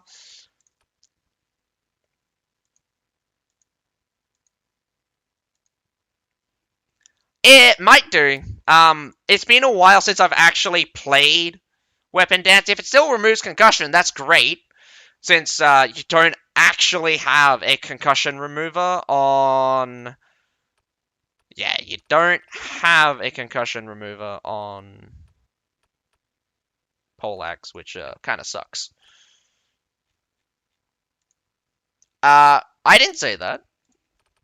I would actually have to play it. I think the new class is still going to be good.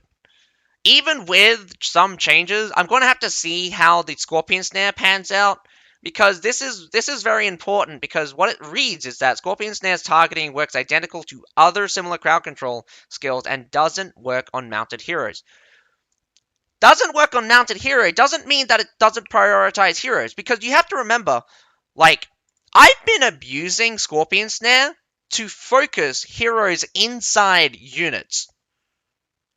And this is wild, but I like it. I like it that it's like this. This is, yeah.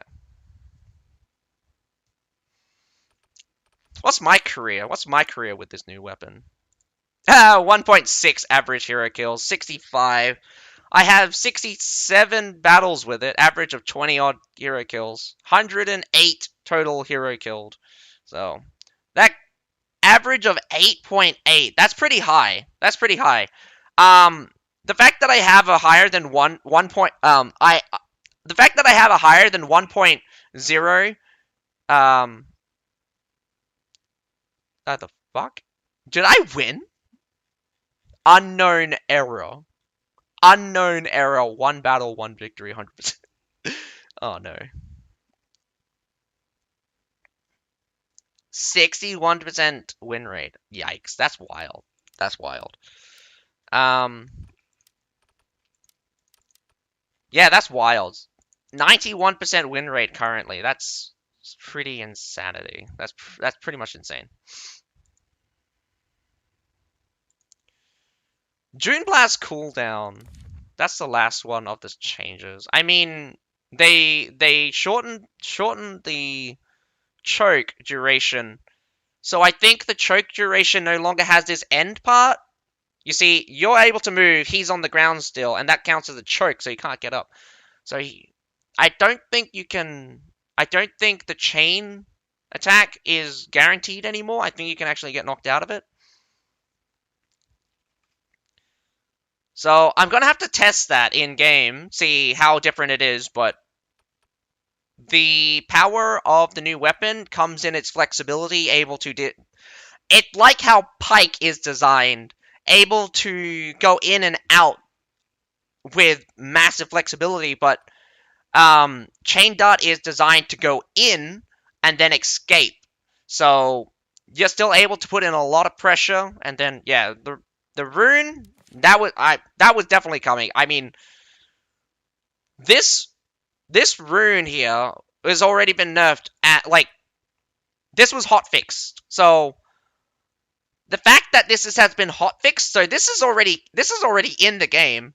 We've been playing with this, and Chain Dart and Scimitar is still very dominant. So it's not only the rune that allows it to overperform, its own kit allows it to overperform.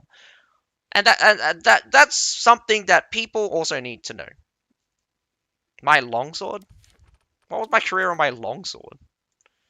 Oh. I don't even know when I was playing longsword, man. What about all time? Longsword all time, 61% win rate. Yeah. Like, I play all of the classes, but it's just like, not learned. That's a weird one. I played all of the classes over time. I play more. I've played more pretty often. Have a very and you can tell that like the classes that have high kill rate. I know, like I'll tell you right now. I think they're quite strong. Short bow. I play barely any of it. Apparently, I fought on 4 battles with no weapon. So this unknown error here is having no weapon. Apparently, this is no. I get a total of 2.5 average troop kill. That's hilarious. Rancher is really good at killing heroes. Yeah, I'm not a very good hero killer, but you can definitely see that sometimes like when I get close to 1, the weapon's just strong by default. I have an average of like if you probably add up all of my totals, I probably have an average of 0.6. So almost one kill every 2 games. Yeah, if you check out probably the average player, they probably have something similar like mine. I have very low average hero kill rates, so I maybe get 1 or 2 kills a game. Maybe I will get 0 kills. I would love to see how many assists I get. How many assists I get.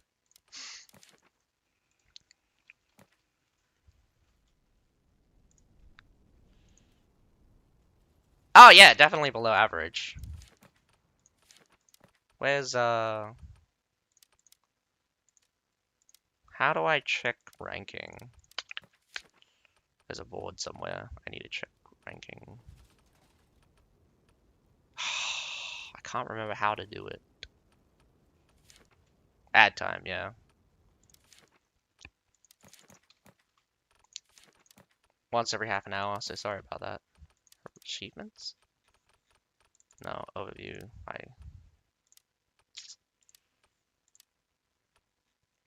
Oh, wait, no. My average this season is 2.2 all time. 1. Huh. Okay, that's a little bit weirder than I thought it would be.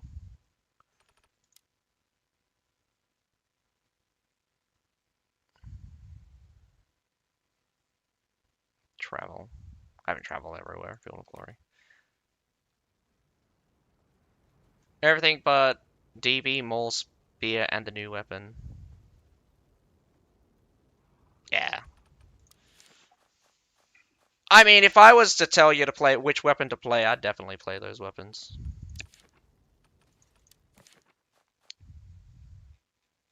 Maul, Spear, new weapon, definitely things you would definitely want to play. Troppo in avanti.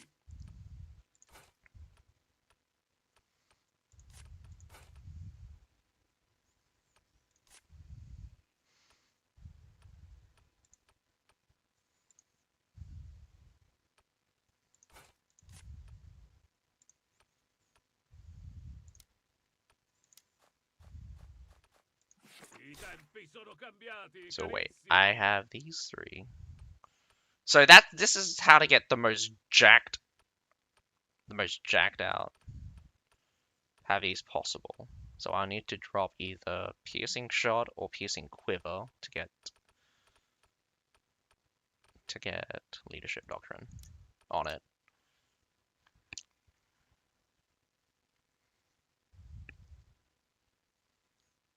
Hmm.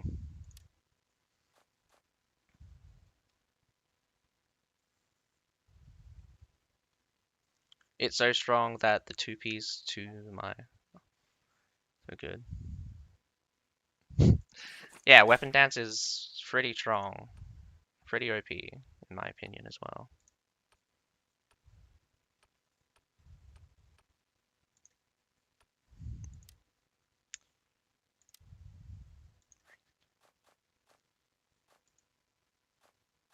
Ah, man. Do some treasure trove, but I want to kit out my pavies, bring it along. Alright, what do you guys think? Go bottom line pavies or top line pavies? Top line pavies? Top line pavies or bottom line pavies? What do you guys think? Top line? Alright, I'll bring out my top line. Although this is not fully maxed out, may as well just see how far I can get it since, like, there's no point. Ah, man. Middle line? There is no middle line. As long as I can get this, as long as I can get the attack speed increase, probably be fine.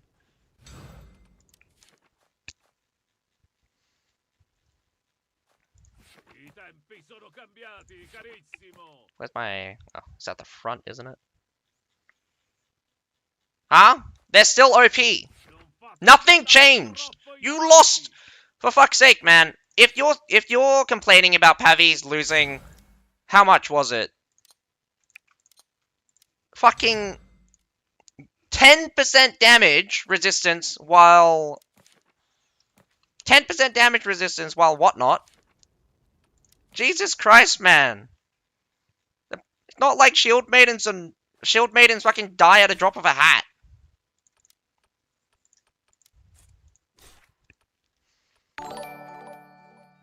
Piercing armor penetration, I think, is better. And also, the other one's just not very good anyway. So I'll put this one on. This one's jacked up. I'm gonna jack this up as far as I can. It's gonna have the best of the best. The best of the best of the best.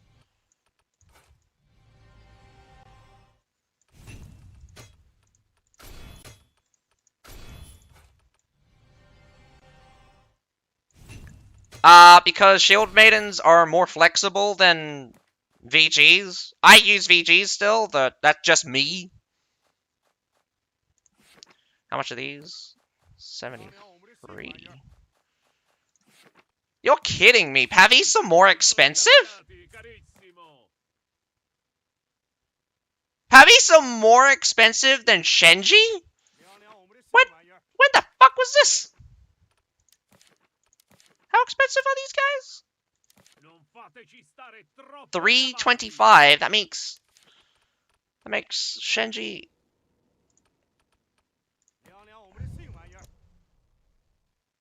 For fuck's sake, whatever. Whatever, you stupid ass, bitch ass, balance ass, shit ass.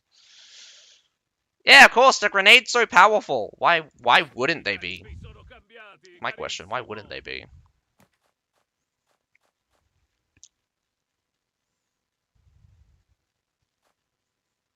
Take no prisoners!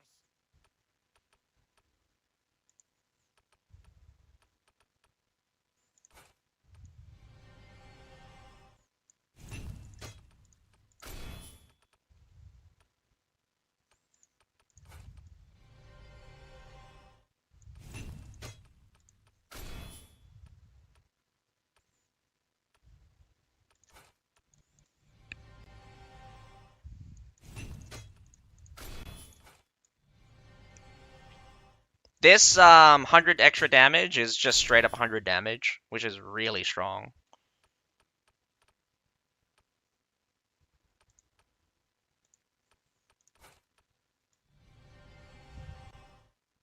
Ah, may as well.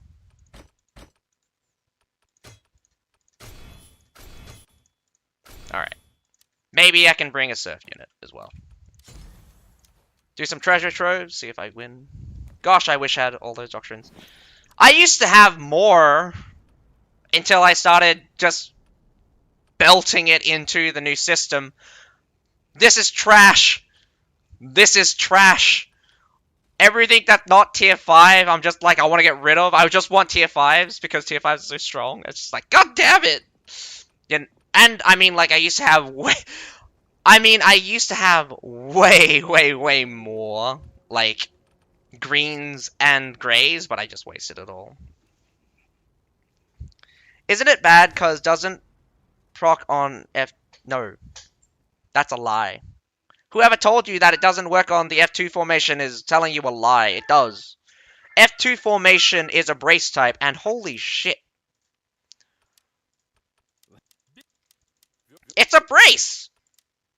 F2 is a brace. Like, anyone telling you otherwise is fucking lying to your face. Non fateci stare troppo in avanti. Destroy them! Piano, non abbiamo I cavalli da guerra. Now, question is like, do I want to use my Varangians on the wall? I'll use them on the wall. Why not?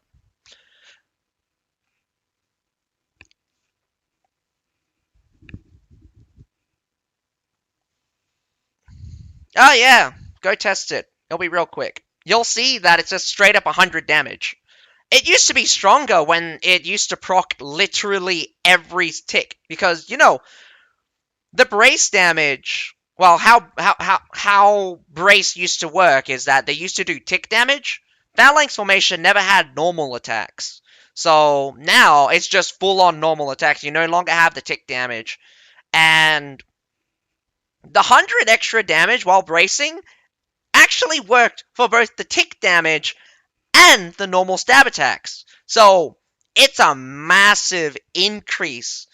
It's a massive increase. It's actually weaker now, but it's still 100 damage straight up, which is very powerful, and I think just put it on. It's great.